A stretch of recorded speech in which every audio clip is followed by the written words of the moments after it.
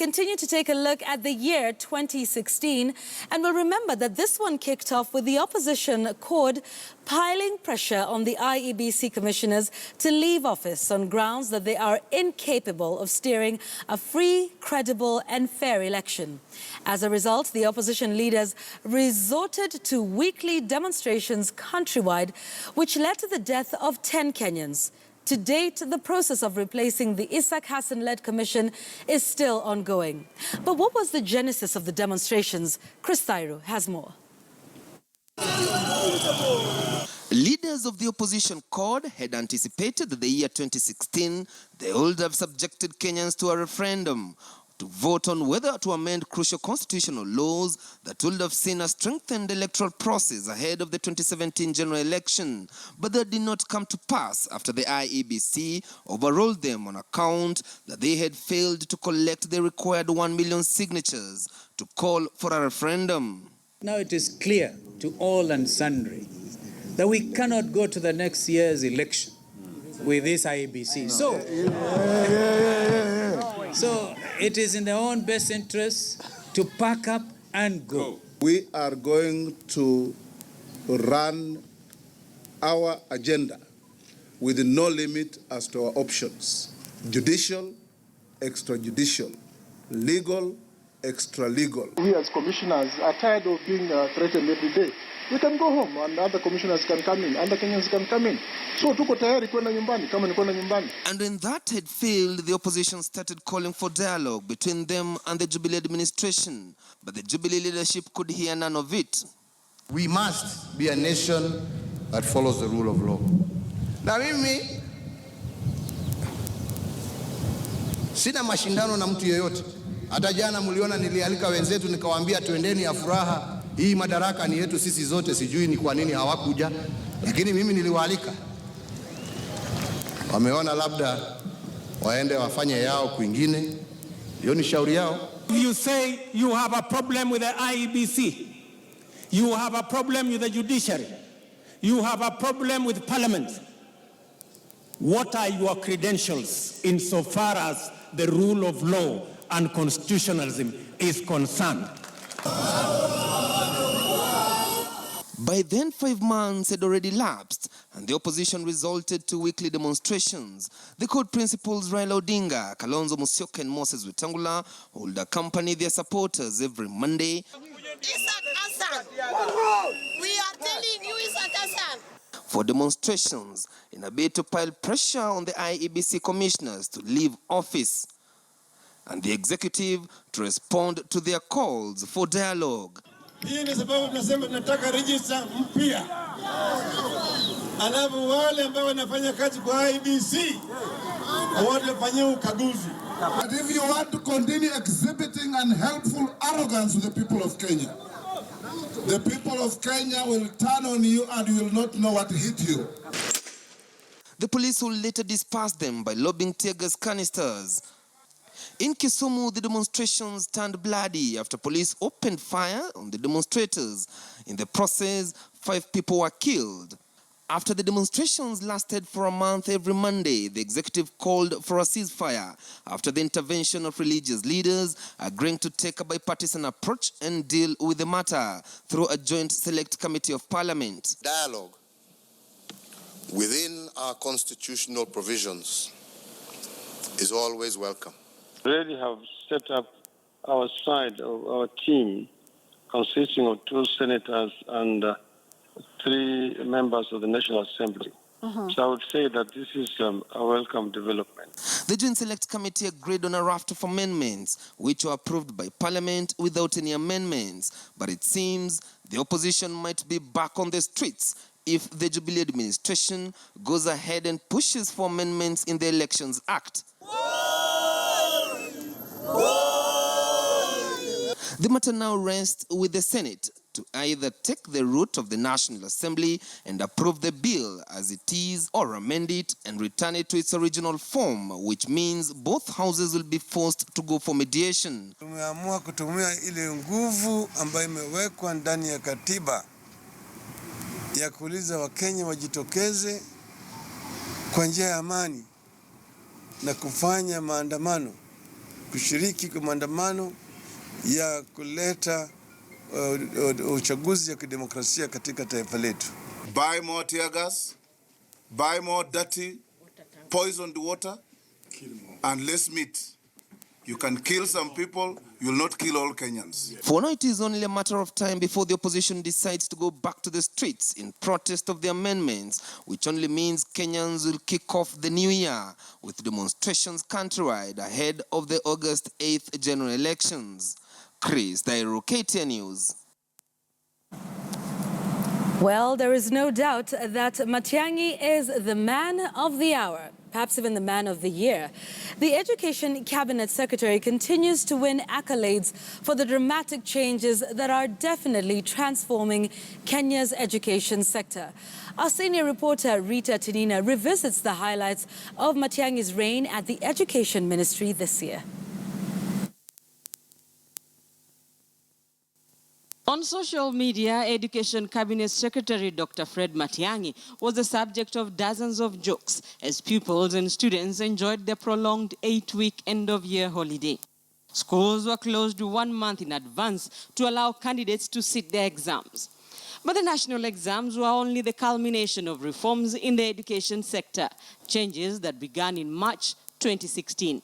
The time is here now for serious and deep reforms to be carried out in NEC. On the 24th of March 2016, Matiang'i dissolved the Kenya National Examinations Council and appointed former University of Nairobi Vice-Chancellor Professor George Magoha to head the board.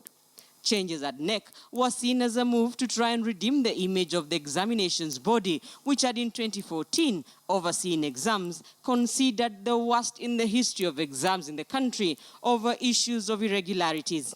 The NEC board was dissolved at a rare press conference attended by Interior Cabinet Secretary Joseph Kaiseri and Inspector General of Police Joseph Boynet, as examinations were made a national security issue. We want to restore the security and the credibility of this institution. The security strategy began as a broad array of measures to try and curb cheating were put in place. Term dates were restructured. Second term was extended by 1 week, and the December school holiday was prolonged by a month. A move, according to Matiang'i, that would ensure only candidates remained in school during exams. He banned midterm breaks, social activities, and events such as prayer and prize-giving days during the third term. KCPE and KCSE exams were conducted within the month of November to curb exposure of the exams to fraud through prolonged administration of the exams. The 2016 exams saw a departure from tradition as the government sought to restore the credibility of national exams. For starters, all the 2016 exam questionnaires that had already been sent to the printer were recalled and replaced by new ones. And that is not all. Printing was based on the number of registered candidates. No extra papers were printed. Examination papers were stored in metallic containers at the sub-county level. Papers were opened early in the morning before distribution to examination centers. Dozens of security personnel manned the containers and the examination centers. The Matiang'i measures paid off if the 2016 KCPE results are anything to go by. This is probably the cleanest possible result you can hope to get. In previous years, national exams were marred by cases of cheating. 2016 was different. In the KCPE exams, only 21 cases of cheating were reported. These 21 cases we had is the lowest number of cases of malpractice or attempted malpractice that we have ever had in the history of KCPE. Cases of cheating led to the cancellation of exam results. In 2015, for instance, just over 5,000 KCSE candidates and some 2,700 KCPE candidates had their results cancelled due to exam irregularities. For the first time in the history of KCPE, there is no candidate whose results are going to be cancelled. In the 2016 KCPE exams, the top candidate scored 437 marks, 12 marks lower than the 2015 best performer. The release of the results came with some changes. Matiang'i released the KCPE results nearly a month earlier than what the country was used to, the release of the results after Christmas. The results have traditionally been released at the Kenya National Examinations Council headquarters. Matiang'i changed the venue to the Kenya Institute of Curriculum Development. Previously, candidates joining Form 1 reported to school from early February, following Form 1 selection, which was done in January. In 2016, the selection was done in December, and those joining Form 1 will report to school in January 2017. The changes in the education sector, even critics agree, are good for the country. And one man, Fred Okengo Matiang'i, takes the credit. A no-nonsense cabinet secretary, Matiang'i gave a new face to the role of a cabinet secretary. He made surprise visits to schools, some in remote areas, many a time catching school heads off guard. You are the TSC director? Yes, sir. Okay, so those are the people we are paying. Kenyans are paying a salary to loiter around. And when national exams kicked off, he made impromptu visits to inspect examination containers in different parts of the country, witnessing as exam papers were opened and distributed to exam centers. 2016 exam has not leaked and will not leak. We are determined. If you see me at containers at 5 a.m. in the morning, you cannot imagine that we are going to drop the ball at marking. We are going to manage that too with military precision. New beginnings in the administration of exams came as the country considers whether or not to change the education structure. The basic education curriculum framework proposes a shift from the current 844 system of education to the 2663 structure. Under the structure, children will spend 2 years in pre-primary, 6 years in primary, 6 years in secondary, and 3 years in higher education. The system, which, if approved, will end the 3-decade-old 844 system, will be tested on a pilot basis in 2017. This conversation is very important because it's about our present, it's about our children, it's about our future. Solidarity forever. As changes took effect in the education sector, there was some headway made with teachers in the terms of service, which have proved a headache for successive governments. The Kenya National Union of Teachers and the Teachers Service Commission struck a deal agreeing on a collective bargaining agreement, which also covers a salary increment for the teachers. Under the CBA, the P1 entry grade was phased out, a move that will see some 100,000 teachers promoted. The CBA, the first one to be entered into, will bind TSC and NAT from the year 2017 to 2021. Rita Tinina, KTN News. Now, 2016 was also an eventful year that saw the highest court in the land partly reconstituted. The judiciary had its fair share of battles as the Judicial Service Commission fought off resistance from 2 of its judges in the Supreme Court who resisted their retirement. Our reporter Murimi Mwangi covered these events earlier in the year and now gives us a detailed account of how it all unfolded. The standoff over the retirement age of judges and the 200 million shillings bribery claims against now retired Supreme Court Judge Philip Tunoi were the most outstanding issues that faced the judiciary, and particularly the Supreme Court this year. We are told that there is a letter from the... At a special tribunal chaired by the Judges and Magistrates Vetting Board Chairman Sharad Rao, 72-year-old Justice Tunoi was fighting to clear his name, even as he separately fought off attempts by his employer, the Judicial Service Commission, to send him home on retirement, alongside then 70-year-old Deputy Chief Justice Kalpana Rawal. The JSC had earlier set the retirement age of all judges at 70, a standoff which found its way to the Supreme Court. Let me put it on record that indeed I do belong to a cartel. The cartel I belong to is the cartel that believes in the rule of law, in constitutionalism, in the independence of the judiciary, and a government limited by the Constitution. It is important that this court seizes this moment so that the succeeding Chief Justice does not extend this frontier that has been opened by the current Chief Justice. Tunoi and Rawal lost the Supreme Court battle after 3 judges, including now retired Chief Justice Willy Mutunga, recused themselves from hearing the case on account of possible personal interest. This denied the Supreme Court its requisite quorum of 5 judges, bringing the case to a dramatic end. Consequently, the Tunoi Tribunal also dramatically ended its sittings before giving a verdict on the bribery saga. Be insufficient as regards the actors who conspired to bring this judge to such a sad end in his judicial career. There is no point in this tribunal investigating further his conduct, and the proceedings before the tribunal must necessarily come to an end. My most painful duty ever. Then began the strenuous process by the JSC to get 3 successors at the Supreme Court, a process which was locked in intrigues, including a High Court judgment that forced the JSC to interview all the Chief Justice applicants, including those whose applications had earlier on been rejected by the JSC. That's a good thing.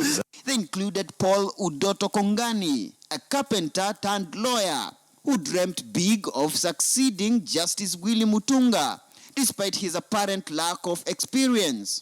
It did inform you that you are not qualified for the process. Yes, madam. But you have since received another second letter which brings you here.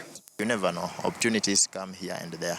So any opportunity that will avail itself, I'll straight away engage in, because I'm a job seeker and I'll not tire up until I get one. But there was even more drama during interviews as hard questions were thrown at the applicant. What do you understand as the distinction between a petition filed under Article 87.2 of the Constitution 87.2 and a petition filed under Article 140 of the Constitution? Forgive me to look at it, please. You cannot recall that? I can't. You I'm can't. sorry. Not immediately. 140, of course, is the presidential election. And 187.2? 187. 87.2. That's what I'm checking, please. But you have presided over petitions. Yes. In the previous, under the previous constitution. Who is the governor of Tharaka Nithi? Who is the governor of Mandera? And who is the governor of West Bokot? I don't know whether Nadif is the governor of Mandera. Tharaka Nithi, I don't know. I also don't know the other governor out there. What? That you are distinguished in Chinese law or Russian law or the law of the aborigines is something that the draftsman has ruled out. You must be distinguished in the law of a Commonwealth common law country. Question now, wait for the question, Professor. Okay. Is the United States of America a Commonwealth common law jurisdiction? No, it is not a Commonwealth common law jurisdiction. And I'm happy with that. I can move on to something else. Was that necessary? But after the public interviews, the man who told the JSC that not even a presidential petition would make him miss church on the Sabbath day, Justice David Maraga carried the day, while his former colleague at the Court of Appeal, Lady Justice Philomena Mwilu, took up the Deputy Chief Justice position. High Court Judge Isaac Lenaola was also picked to replace Justice Tunoi as Judge of the Supreme Court. I come with experience gained both from the judiciary, which I think is very important, grown from the nursery of the High Court. The challenges are there. But we are up to that challenge, and we trust that with God's guidance, we'll be able to carry out the mandate that has been bestowed upon me. With the jostle for the 2017 vote likely to end with a presidential election petition here, then this will be the place to watch, as the developments here will have a great impact on public perception as the 2017 elections approach. Muremi Mwangi, KTN News in Nairobi. From From the former First Lady Lucy Kibaki, musician Achieng Abura, to prominent businessman Jacob Juma. All of these are some of the prominent personalities we lost in the year 2016.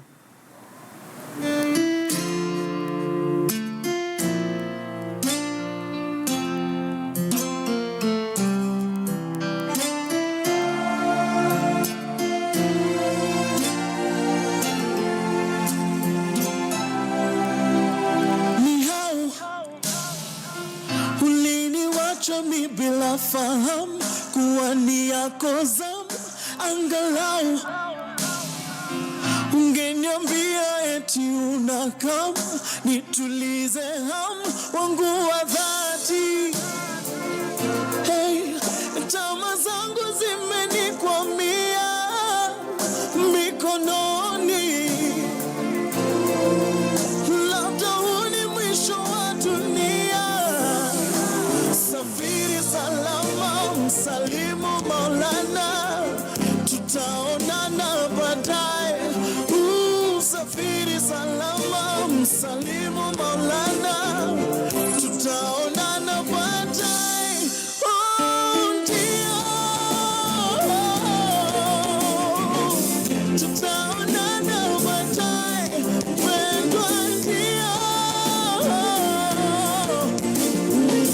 Tutaonana baadaye, nakam, penda tabasamu, tutaonana baadaye, nakam, penda tabasamu, tutaonana baadaye. Wow. Okay. Natamani kujua what your plot is. Ata landlord upeana notice. Akimaulana ingilia kati. Peace ni expensive but worth it. Kwa nini uliamua kutangolea? Diet yangu imechange, tabia kulea, usingizi na kutamani kushoto kulia. Unakuja lini? Nitabasamu tena, unanitenda. Aliyekuchukua sijui nani alimtuma. Maombi ni ati wakati rudi nyuma. Jioni nikirudi nikupate kwa nyumba. Jiji zimeshikana ni ngumu kuvunja, but kauna raka nenda kwanza. Niko na iBag sijalala, na usalimie Maulana. Safiri salama, salimu Maulana, tutaonana baadaye. Safiri salama, salimu Maulana, tutaonana baadaye. Ndio,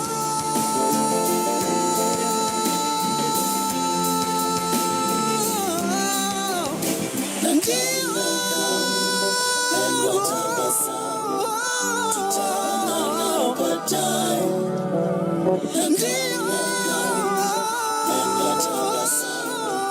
Tutaonana baadaye.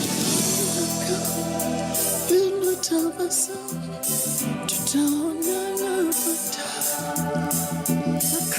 Nakam, pendo tabasamu, tutaonana baadaye.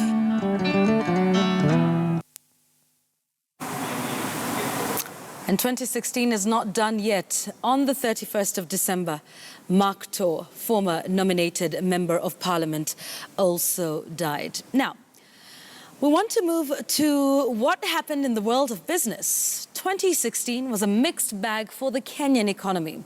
We now want to walk you through some of the key highlights that characterized the year, from 3 banks being placed under receivership to the pilot strike at Kenya Airways, without forgetting the enactment of the law capping interest rates.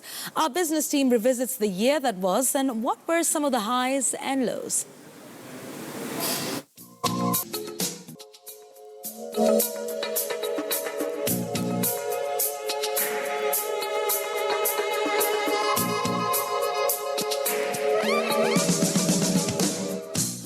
So the country in 2016 witnessed one of the major shocking news, that President Uhuru Kenyatta had actually assented to the Banking Amendment Bill, which seeks to cap interest rates at 14%. This sent shockwaves to the banking community. And of course, we have that story just to recap on some of the key highlights around it. Honestly, we were not expecting that. We were expecting that His Excellency would refer the bill back to Parliament for reconsideration. The solutions relies on the root cause of why interest rates are high. We actually do not know how the industry will evolve in the new environment. More shocking, however, was 3 banks going under within a year. Once we decided at 4 o'clock this morning that we need to move in this direction, it's not a simple thing as just flipping a switch. I'll be forced to borrow from friends to continue running my businesses. This information came out of the audit process. You see what I'm saying? Another major development in 2016 was the budget reading. With a whooping 2.23 trillion shilling budget, Kenya stares a significant fiscal deficit. More gripping, however, in 2016 was news of Kenya Airways laying off over 100 staff to achieve her turnaround strategy. And going forward, if they continue putting such measures in place, we'd like to see confidence coming back slowly into the stock, and which again will reflect the performance of the stock in the stock market. Right-sizing the business and making sure that Kenya Airways is back and Pride of Africa continues to rise is very important for us. And I think the decisions that are being made are key for transforming the business back into profitability.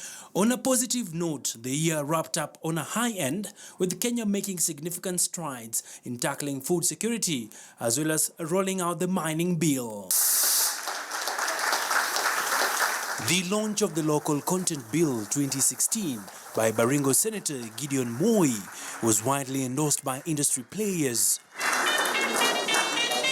The proposed piece of legislation attempts to address the gaps in the multi-billion-dollar oil and gas industry. Will facilitate the development of local economies, the stimulation of industrial development, the enhancement of local capacity, capability and employment. It was indeed an eventful year. Let's take a look now at what shaped headlines on the agricultural front with my colleague Philip Keitan. In 2016, Kenya hosted the 2016 African Green Revolution Forum AGREF that attracted more than 1,500 delegates from 40 countries, with President Kenyatta stepping forward as one of the first champions of the Seize the Moment campaign, with a commitment by his government to invest $200 million so that at least 150,000 young farmers and young agricultural entrepreneurs can gain access to markets, finance and insurance. This to me is the opportunity. We have the workforce and we have need for them to engage in agriculture in order to sort out our food security issues. The agricultural sector also saw the launch of the first national electronic platform to support management and sharing of critical supply chain data to increase transparency and visibility of horticulture. The traceability system ensures accurate collection, analysis, and exchange of critical supply chain data from production to distribution. Introduction of this system, then we are able to singularly point out whose produce was having a problem. And with that, I believe it will even be easier for us, because now produce X or farmer X can be quarantined. It is also in 2016 that Kenyan farmers were slapped with a shocker when the government announced that the construction of the 2 billion shillings fertilizer plant in Eldoret will not lower the cost of fertilizer, as the plant will be blending imported fertilizer to suit local soils and crops requirements, denying its operators cost savings that will lower the manure cost, dimming the hopes of farmers who are betting on the Eldoret plant to cut fertilizer prices and lower cost of production. Sitaki hiyo kusema ati lazima sisi sote tutumie 23. Lazima tupime kila individual farmer shamba yake, tuone kama ni acidic, tuambie huyo mkulima hii shamba lako haitaki 1846, kwa sababu kama mwaka huu ngano peke yake nilitumia 1846 na mimi naona ngano yangu ni mzuri zaidi. I now hand you over to my colleague Peter Wakaba, who will take you through how the global business scene was in 2016. The year 2016 was a major one for Kenyan business. About 243 different conferences held across all sectors of the economy.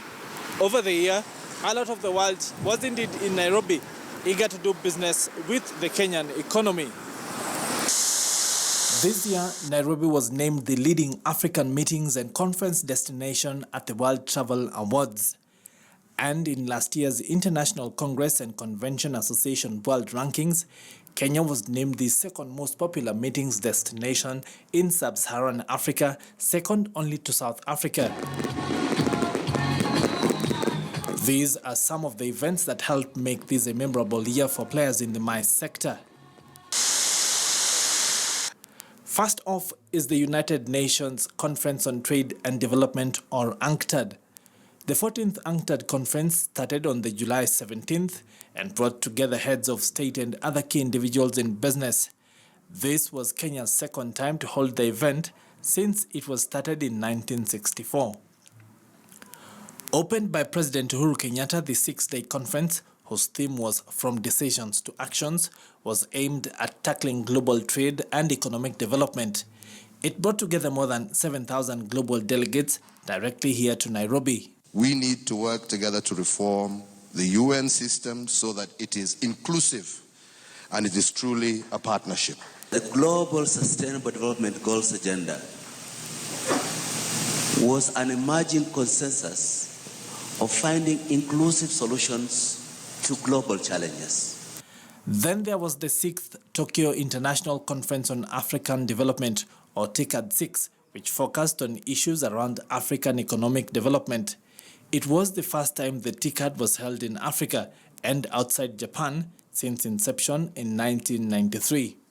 The Kenyatta International Convention Center KICC in Nairobi hosted the event on August the 27th and 28th of 2016. It brought in an estimated 10,000 delegates from across Africa and Japan.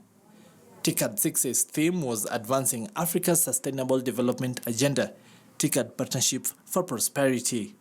In the years to come, we Japanese companies will continue to assist in the construction of a high-quality infrastructure. African economies are not falling apart. Africa is growing at 3.7% in 2016, and this is projected to increase to 4.5% in 2017. Then there was the 4th East Africa Oil and Gas Summit and Exhibition, which was a 3-day event held at the KICC from November the 15th to the 17th. It provided a platform for East African ministers and national oil companies to engage with international and local investors to examine the opportunities across East Africa in the power and renewable energy industry. It was attended by more than 2,300 people from 30 countries in Africa and 450 delegates from regional and international companies. Also held in Nairobi was the Global Partnership for Economic Development Corporation, or HLM2. The high-level meeting was held at KICC from the November 28th to December 1st, 2016. It took stock of the implementation of development commitments and identified innovative approaches to sustainable development that can be scaled up. The conference took place from May the 16th to May the 19th in Nairobi. Peter Kabak, KTN News.